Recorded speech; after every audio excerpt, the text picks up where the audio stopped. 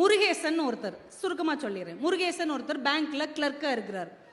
திடீர்னு ஒரு நாள் பார்க்குறாரு, ஒரு வயதானவர் பென்ஷன் வாங்குற சலான் எடுத்துக்கிட்டு இவர் முன்னாடி வந்து, தம்பி இந்தாங்க அப்படின்னு நீட்டுறார்.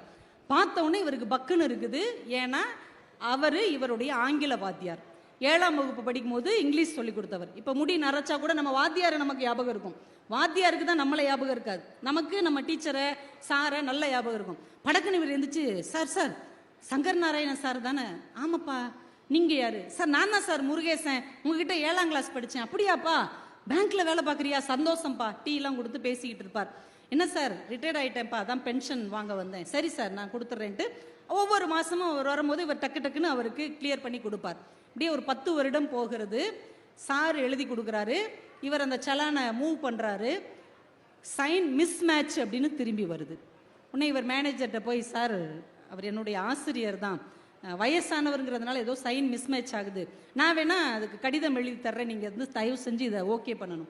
சரிப்பான்னு அவர் ஓகே பண்ணுறார். இதே மாதிரி ஒரு தடவை 2 தடவை 3 தடவை நடந்துருது. மேனேஜர் சொல்லிட்டார், இனிமேல் அந்த மாதிரி பண்ண முடியாதுப்பா, ஒவ்வொரு தடையும் சைன் மிஸ் மேட்ச் ஆனால் அதை அக்செப்ட் பண்ண முடியாது, நீ உங்கள் சார்கிட்ட சொல்லிடு. சார் பக்கத்தில் இவர் சொல்கிறதுக்காக போகிறாரு. இவர் 7ஆம் வகுப்பு படிக்கும் போது நடந்த சம்பவம் ஞாபகம் வருது. ஏன்னா கையெழுத்துக்காகவே பெரம்படி வாங்கினவர் இவர். கோழி கிண்டுன மாதிரி கிண்டுவார் முருகேசன். அந்த வாத்தியார் முட்டியிலே அடிச்சிருக்கிறார். டே இப்படிலாம் எழுதுனா எவன்டா உனக்கு மார்க் போடுவான்?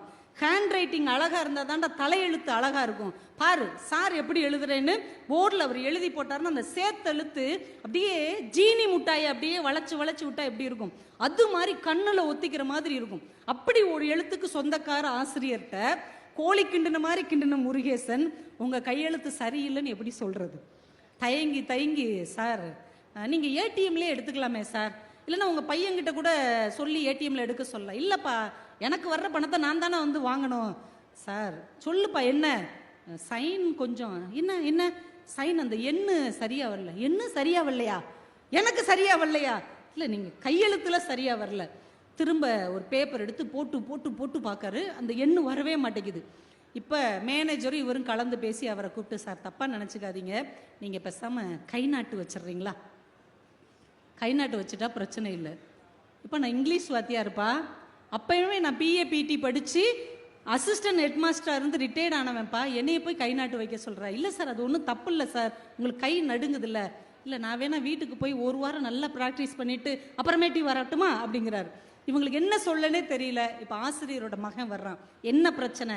இல்லை சார் கை நாட்டு வச்சா பிரச்சனை தீர்ந்துடும். எப்பா கை நாட்டு வச்சு தொலைப்பா, உன் கூட பெரிய ரோதனையா போச்சு, என்னைக்கோ ஒரு நாள் நீ வாத்தியாரா இருந்தா அதை சொல்லி சொல்லி காமிச்சிட்டே இருப்பியா, கை நாட்டு வச்சுட்டு வா அப்படின்னு கோமா சொல்லிட்டு வாசலுக்கு போயிடுறான்.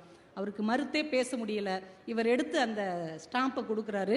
இவர் கையை அப்படி உருட்டி அதுல கை நாட்டு வைக்கிறார். அந்த ஆசிரியருடைய கண்ணீர் துளியும் அதில் சேர்ந்தே விழுந்தது. இந்த கதையை படிக்கும்போது எவ்வளவு பெரிய மனிதர்களை, ஒரு காலத்துல கம்பீரமாக வாழ்ந்தவர்களை, அவங்க நடந்து வந்தாலே ஊரே எந்திரிச்சு நின்று வணங்கிய தோரணைக்கு சொந்தக்காரர்களை காலம் எவ்வளவு மூளையில் கொண்டு போய் தள்ளி விடுகிறது. சொந்த பிள்ளைகள், அவருக்கு முன்னால் பணிந்து நின்றவர்கள், அவரை பார்த்தால் எழுந்து நின்று வணக்கம் சொன்னவர்கள் கூட பெருசு கொஞ்சம் ஓரமா இரு அப்படின்னு சொல்லுகிற அளவுக்கு காலம் அவர்களை கொண்டு போய் தள்ளிவிட்டது இல்லையா?